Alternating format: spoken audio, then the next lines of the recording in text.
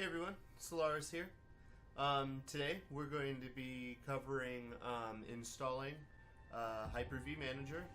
A couple of things that you're going to want to kind of have done, prior to watching this video is, you're going to want, your Homelab set up, whether it's a machine or a server, whatever spare box, you're going to want that configured. I.e. you're going to want that connected to your network, powered on, ideally remoted into. I guess you can do this physically with a monitor and a keyboard, mouse, and all that jazz attached to it.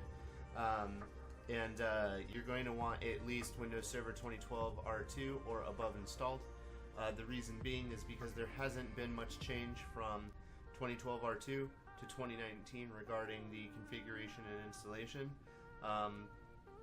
Prior to that, the configuration starts to differ the further back you go. So I just want to make sure that you guys are at least meeting those prerequisites so that you're not totally wasting your time. With that said, the things that we're going to be covering today, roles and features, we're going to be installing Hyper-V Manager, we're going to be setting our folder locations for the various configuration and configuration files and VMs. And then we're going to be covering, the potential pitfalls of, running virtual machines and realistically, the kind of hardware that you'd really want to have installed when doing this, like fast disks. And of course, we're going to be going over, the basic configuration of Hyper-V in general, NICs and things like that. As always, I'm going to be including links to, some more in-depth stuff inside of the description. But for now, we're going to get started on this. So I'm going to assume that you're kind of already at your desktop here, and I'm actually remoted into my lab server right now. My lab server is currently under construction still. I'm going to be installing the SSDs tomorrow when they come in, but for right now, I'm on a really cheap Western Digital Blue array that I made. It's a RAID 0 array of two 500 gig WD Blues. So she's a bit slow, and I apologize for that. I'll try and fast forward through the video to get where we need to go. So what we're going to want to do right now is we're going to want to open Server Manager so that we can get to roles and features, and we are going to find and install the Hyper-V Manager role, and that will allow us to create VMs. As you can see, I kind of already have the icon down here. But it actually has already been removed. It just hasn't caught up, as you can see. So we'll just go ahead and unpin that for now. We have to let this kind of load up. Like I said, this machine is a little inferior to my production machine, obviously. Mostly in the disk aspect. I think I'm running a little bit less RAM, but the drives are really what's going to kill it. So we can get to drives while this is loading. And basically, what I want to talk about when I get to drives is your VMs, if possible, should. Oh, and it's finished. It's finishing the feature removal that I just processed. So we'll go ahead and close that because we're going to be reinstalling it. When it comes to disks, we're going to want to house our virtual machines either on an array, ideally an array if you have multiple VMs, or at least a normal single SSD if it's big enough to fit your VMs. The reason being is the I/O usage of these VMs is going to be just like a normal operating system, and it's really going to slow down as we increase the load of that VM. We have it doing a lot of disk work, or we have multiple VMs because then the disk is getting worked a lot anyway. So we want to really try and give it as much I/O bandwidth as we possibly can. Otherwise, the same goes for installing VMs on the same disk that the primary host operating system is installed on. That's generally not considered good practice. You definitely want to keep, as much compartmentalization and segregation as you can with the different features when it comes to things like this, especially if you're running production systems.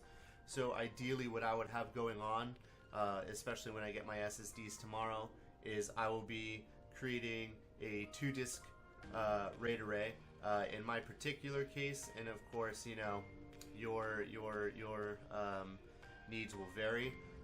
But I will be doing a RAID 0 array because it's incredibly fast, and because I don't care if I lose the data. Ideally, you probably wouldn't be running a RAID 0 or even a RAID 1 array. You would be using, 10 or, something along those lines where you have fault tolerance and speed. But, for, the purpose of segregation, we're going to keep it real simple. I'm going to keep this real simple. So I will have one SSD for my boot OS, my host operating system. And then I'm going to have a separate array, the two SSDs that will run that the virtual machines will actually be homed on the, VHDs. And then I'll have my data array, which is going to be these two Western Digital Blues that I'm currently running on. I'm going to repurpose those into another array, and that's going to be the data array. And that's what's going to make up the Homelab. And what I'm going to get out of that is, a lot more throughput, a lot more performance, a lot less waiting. Everything's just going to go slower, and it's going to be a bit faster and work a bit better. So without further ado, we're going to go ahead and install the Hyper-V Manager. So you're going to want to go up to Manage and Add Roles and Features. We're going to hit Next to read through this. Role-based or feature-based installation, that's what we want. And then we're going to select our server. In some case, if you're running multiple servers in the same infrastructure, you're joined to a domain, you might get more servers in the server pool list. Just make sure that you're clicking on the right one. If you're running like a single Homelab and your host OS isn't joined to anything, like any domains or anything like that, you're probably going to be fine. TDE Lab, yep, we're going to hit Next. Alright, so now we hit our roles. And now we're going to go find Hyper-V, which is right here, in my particular case, about halfway down. You're going to click on it, and it's going to, make sure that that's what you want to add, and then it's going to add all the features and, additional requirements for that specific role. So we're going to hit Add Features. Going to give it a second to think about it, and then we'll just continue the installation. So we're going to go ahead and hit Next. We don't really need to mess with any additional features other than what a Hyper-V deemed as a prerequisite. At least not right now. We can touch other things later. So we'll go ahead and hit Next. You sure you want to do this? This is what's going to happen. Yep, go ahead. Alright, so this is important. Right? What it's actually asking is when we install Hyper-V Manager, what it's going to attempt to do and what it's going to want to do is bond to a physical NIC. It's going to want to, start utilizing Ethernet interfaces immediately. So I'm going to forego allowing that to happen right now, and I'm going to manually configure them later, so we'll still be able to walk through it. I just want you to know that if you only have one NIC, and you should have more than one. If you only have one NIC, you're probably going to lose RDP or whatever your remote management is at this point, unless you have like KVM. And then otherwise, you're not going to be affected as long as you don't check the boxes. If you check a separate one, if you know the Ethernet port that you're using for RDP, and you've specified that in the host OS, then if you click the other one, you might lose connection for like a couple seconds while like RDP reinitializes while Windows is adjusting and modifying the TCP stack. That's all stuff that we can get into later. Suffice to say that if you check one of these boxes, you're probably going to disconnect, and depending on what box you check, you're going to need to go sneakernet it and plug shit in and adjust it. So I'm not going to do any of that right now, and I'm just going to hit Next. This option is if you are connected to a domain or an Active Directory, or you're otherwise communicating with another server. This will allow you to use to do live migrations of virtual machines between them for like a kind of like a fault tolerance. I'm not going to touch that right now. This is literally just setting this stuff up. All of this can be enabled and modified later. So if you feel uncomfortable, you think that this video should cover that, all of that's going to happen later. We're just installing Hyper-V Manager and doing basic configuration. We won't even be touching this in this video at all. So we'll go ahead and hit Next. Alright, so here's what you would normally modify and why it's important. You don't want to make it difficult for yourself in the middle of an emergency, or for yourself during maintenance, or for other people. God forbid you're in a corporation and they have to pick up after you, by leaving the default locations. In my opinion, and from what I've seen, throughout the industry, no one ever uses the default locations. I think that it's good practice to do what the majority of people assume you're going to do in the industry, so that you can get used to it, even though it's only on your lab machine. So now what we're going to do is we are actually going to modify these values right now. And it's basically going to break up into 3 different things. One of which you can't see here, but I'll get to that. And those 3 things are, as you can see on the screen, the actual hard disks, the VHD and VHDX files. The other is the configuration files, i.e. the settings for that specific machine. And the third that you don't really see right now because it doesn't give you the option is the snapshots. I take this opportunity to do all of this right now, and I'm going to be basically walking through how to do this. So the first thing that we're going to modify is the hard disk files. Where do we want the VHDs? I'm going to go ahead and hit browse, and we are going to dive into just our drive, just C, right? So we will do make new folder under C, and we're going to call this Hyper-V. We're going to go ahead and create that. Now we're going to make a new one. That's going to be our root folder. Now we're going to put in the subfolders underneath that will handle the specifics that it wants. So now we'll make another folder, and we will call this VHD. Right? Those are where our disks are going to go. Then under Hyper-V again, we're going to do configs for the configurations. And then finally, even though we're not doing it right now, we're going to do snapshots. Now that that's done, again, we hit browse under hard disks. So we're going to click VHD and hit OK. So you'll see it's C Hyper-V VHD. Next, we're going to be doing the same thing for the config files, but we've already created the folder, so we'll just go back and find it and select configs. And then we're going to hit next. And we're going to go ahead and restart this if it's necessary. I don't remember if it is. And we're going to hit install. And I'm probably going to fast forward the video now so that you guys don't have to wait for any of this. Hey folks, so the role finished installing, and the server did have to restart, and now we're booted back into it, and we opened up the server manager, and we can see the installation finish and tell us that's finished. So now we should be able to start using Hyper-V Manager and configuring the various options to get us ready to start making virtual machines. So we'll go ahead and close this because we don't need it, and we'll go ahead and close the server manager because we also don't need it.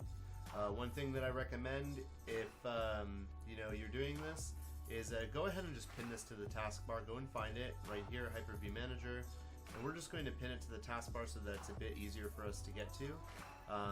You can do that with Server Manager as well, Active Directory tools, all that. I mean, I really just recommend using the taskbar for things that you need to touch a lot. And now we'll go ahead and start it up. So now that we've started it up. The one thing I did want to mention, prior when we were making the different folders, at that point, when you're making the folders, you would pick your SSD array or your SSD and you'd put the folders there. That way anything that you make kind of goes on those disks. So right now, we have Hyper-V Manager open, and this is what it looks like. It's absolutely blank. There's nothing going on. And now we're just going to walk through the various options to get you set up. So let's start with the Hyper-V settings. Shouldn't really be a lot here, just the basics. This is what I was talking about earlier when you can configure things like live migrations and NUMA spanning and attaching it to like a domain. I'll go through it kind of quick. Basically, these are your settings I was talking about earlier, where the virtual disks go and the configurations. You can modify those right here. We did it during the install. The next is physical GPUs. If your server happens to have a GPU in it, you can use what's called Remote FX, which will allow the VM to use the GPU to render more advanced graphics and 3D graphics, and it will improve the performance of that VM doing those tasks. Does that mean you can game in a VM? That's a topic for a different subject, but it does pass GPU, GPU access to the virtual machine. It's important to note that the performance is degraded. The next is NUMA spanning. NUMA spanning is something that you can have enabled or disabled. It doesn't necessarily matter unless you're running multiple machines that support NUMA nodes. And basically this just allows you, like the virtual machine to use hardware resources on other machines in the node, not necessarily just the host. Live migrations. Live migrations are utilized for all sorts of different purposes. Not all of them good. Some of them good. Some of them, even though they're good, are not necessarily what a company needs. But basically, live migrations allows you to have a copy of the virtual machine that is currently running, on another server that is alive and connected. That is not to be confused with high availability, which is when you have multiple machines hosting, be it a virtual machine or a Docker image or a website, when you have multiple servers that are handling that load, that's high availability. That is not the same as live migrations. And live migrations are also not to be confused with backups. It's more like a cold swap, like a cold standby. So if you randomly, run into a power outage on your primary data center and you have this sync, I don't know how often, however often you want, then assuming that your network infrastructure allows your users to be redirected to the server, the virtual machine that's running on the other server, then, you'd still have access to those things, be it a file share or what have you. That's what live migrations are. They're kind of like a cold failover. So not high availability and not backup. The next is storage migrations, and that's, kind of like along like the same premise. Next would be enhanced session mode policy. You're going to want this. I encourage allowing enhanced session mode. It opens up things like your clipboard, better performance, better resolution handling, things like that, because as we'll get to as we get further into this, resolution isn't something that's necessarily easily changed or recommended to be changed. So go ahead and allow enhanced session mode, because any VM that supports it will give you a better experience. The replication configuration is basically the settings that will help drive the storage and live migrations that we just went over. This is like the actual configuration that you need to do to connect to another server that will be, helping this one along. And the next is pretty much just preference stuff. I mean, not that the last stuff wasn't preference stuff, but like I said, you definitely want to allow enhanced session mode, and we'll eventually be touching on like the other things as, our series continues. So this stuff is going to be things like, keyboard shortcuts. Like if you have your session in full screen mode, how do you like break out of it? That way your mouse isn't like stuck in the box. Things like that. Enhanced session mode. Again, you're going to want this enabled. This is for you, the user. And of course, if you want to reset everything to default because you have no idea what you did and something is broken, you have reset. So all of that's good. We have enhanced session mode and stuff enabled. So we'll go ahead and hit OK. We're good there. The next thing that we're going to want to do is we need to allow things in here to talk to the internet, right? That's what we're going to want. And regardless of whether or not that's something that we want, we definitely want virtual switches. So let's get started on that. I'm going to make two for right now, and I'll go over like the differences between them. Like I said prior, during the uninstall, there is no virtual switches currently installed other than the base tap adapter, and we're going to be actually making the new ones and bonding them to new NICs. So let's go to Virtual Switch Manager, and here we go. This is it. This is all you get. So now what we're going to do is we're going to create a new external type switch, create virtual switch, and we're going to call this one WAN, just for shits and giggles. I happen to know that this adapter right here, I217LM, is one that is not running like RDP or anything like that. This one is a totally separate NIC on my server. This is pretty much all you need for right now. You can go ahead and hit apply and OK here, but I'm going to just touch some of the other options. Mostly just clarify things before you break it. One is allow management operating system to share this network adapter. This is important if you know the context in which you're going to be using it.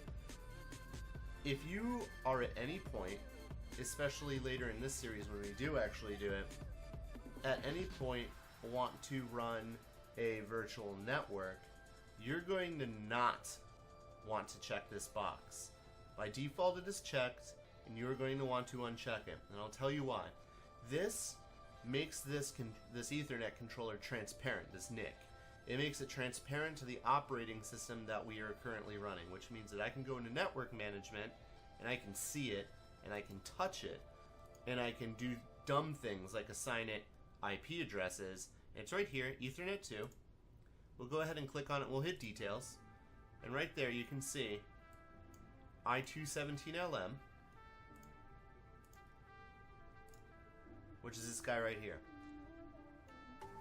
The reason you don't want that when you're running like a virtual network is because there are situations, specifically, virtual network related, where it is better to have that virtual machine own it. You want it to own it. You don't want it to share it. You don't want to allow accidental modification from the host operating system. You want to segregate that control. So you're going to want the VM to own it, and you're not going to want your host OS to be able to touch any of that. Generally, I like to uncheck this box because it just saves you all that pain in the long run. But for now, we can go ahead and leave it checked. But that's just something to keep in mind. The next is Enable Single Root I/O Virtualization, or SRIOV. This is an advanced feature that helps the performance, and I won't dig too far into it, but I'll leave a link. This helps in the performance of the NIC if your NIC supports it. Most onboard NICs do not support SRIOV, and it is important because you will eventually, I believe it's an event viewer. You'll see it. You'll see it fail. You'll see the warnings. It's not going to come up with a big red box or yellow ticker banner telling you that your NIC doesn't support it. But you shouldn't enable it if your NIC doesn't support it, because it's going to cause issues and weird ghosts and performance problems and things that you're going to spend a lot of time trying to chase. So unless you know what this does specifically, and we'll get into it later, or unless you specifically have a NIC that supports it, don't enable it. Just go ahead and leave it as is. So now that that's done, we're going to, this is our connection to the internet. Alright, and we're going to hit apply. And I might lose connectivity, like I said, while it's adjusting like the TCP stack. We're just going to wait here. Nope, it looks like we're going to be good. Alright, so the next thing we're going to want to do is we're going to want to create another virtual switch, and then this one's going to be internal, right? This one's just going to be like taking a 8-port like layer 2 like Netgear switch and just plugging it in and letting it sit there, right? This one isn't going to have access to the internet, and this is important later, and I'll tell you why in just a second. So we'll create a new one that is internal. We're going to call this one LAN, and if you haven't really got it yet with my naming scheme, I'll cue you in a second.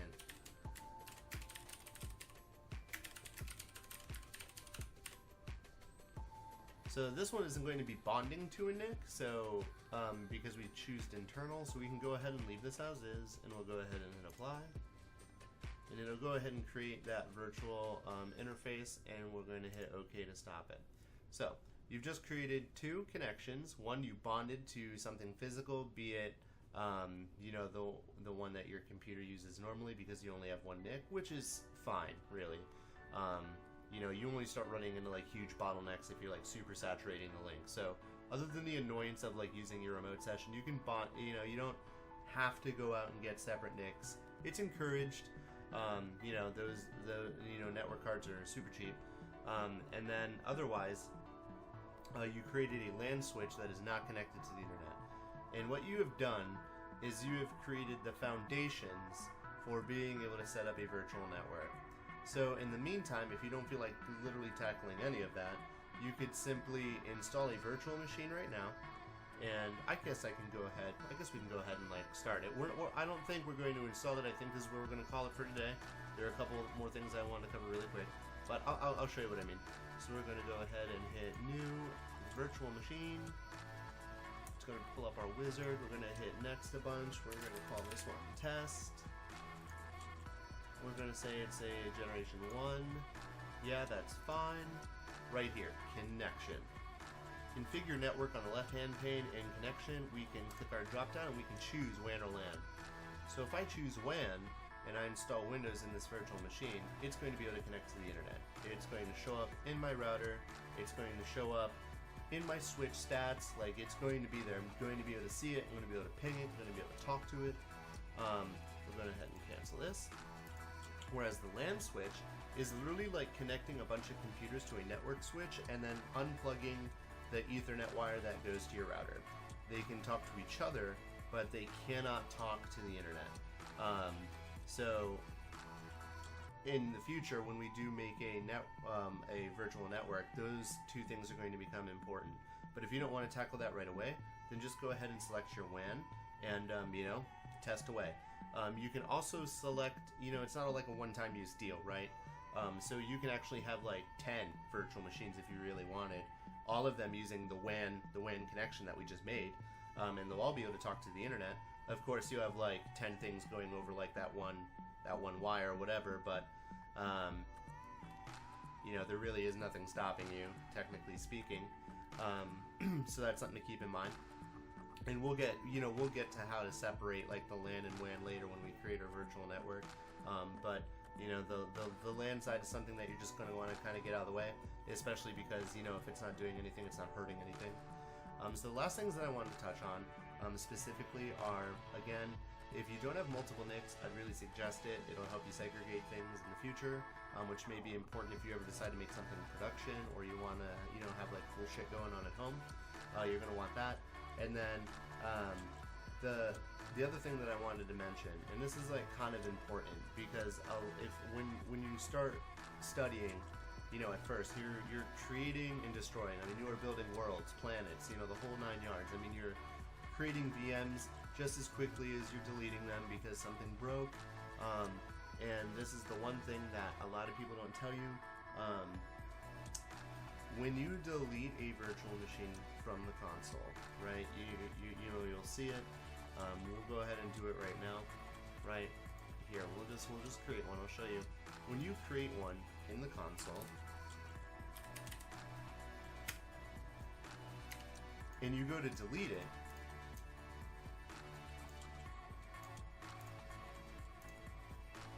it'll disappear from the console. As you can see, this is ours right here in the console. It'll disappear from the console. It's gone. Say you actually use this virtual machine though. You had a virtual file server and it took up hundreds of gigs, or you just had a test install of Windows 10 and it took up like 28 gigs, you know, whatever. When you delete it from the console, it doesn't delete it from the machine. So if you find yourself running low on space, or you're just using more space than you thought you should be, you're going to want to check that. So we'll just real quick open up Explorer on the host machine, and we're going to go and dive in to where we created those folders. So we'll go into Hyper-V, and then we're going to go into VHDs. And there it is. You see, there's a test VM that I deleted from the console. It's still here. Now if we go back into configs, there's nothing here. It's gone. There's no XMLs, there's no INIs, like everything is gone. But the VHD remains. So if you ever find yourself, again, running low on space, or you thought that you should have more space than you actually should, it's because your virtual machines are still there. This is important because a lot of times people are going to use the same names. So if I decide to make another one called test after I deleted the one that I just made called test, it's going to give me an error when I'm trying to make that virtual machine. It'll be like, oh, I can't, it already exists. And you're going to pull your hair out until you figure out it's because you have a VHD just hanging out, you know, with the name that you want to use in the directory already because it's from your old machine. So that's just something you're going to want to keep aware of. You know, make sure to check for your old disks periodically from time to time. And otherwise, like I said, you know, just bullet pointing through things. Have a fast array or fast disks. Make sure to set, you know, go through your Hyper-V settings, set up your folders, set up your enhanced session modes, and then go through the switch manager and set up your virtual NICs. Be it internet connection or just local LAN connection, I suggest doing both. And then finally, when you're doing your network configuration, if you have the ability to bond it to a separate NIC, do it. Just in the long run. It isn't something you can't fix later, but if you can, just do it. You know, setting up a strong foundation is going to help you, you know, make the most of making your virtual machines in like the future. It'll make them easier to manage. You know, give them, you know, give your virtual switches like, you know, identifiable names. You know, spend the 20, you know, seconds, if that, making the description, explaining like what it does or what you plan to use it for. That way in like the future when you're like, you know, clicking on drop downs and modifying things, it's more clear, especially if you're running like, you know, 12 virtual machines, you know, and 2 virtual servers. I mean, it definitely happens. So just make sure that, you know, all of that stuff is detailed enough to be like straight in your head and straight on the machine, so you can make the most of your experience without, you know, as much frustration. So I appreciate you tuning in. I hope that this was, you know, informative-ish. You know, I am improving myself in these videos, so I recommend constructive criticism in the comments, and I'll be sure to throw in those links, diving a little bit deeper into each of those options in case you want to like take a read. Just understand that this series is going to be paced, so you know I'm not going to immediately jump into NUMA nodes. But I hope you got something from it, and you know, feel free to like drop me a like or subscribe, and you know, let me know what you thought of the video, maybe things that I might be able to improve in the future. Thanks, and have a good one.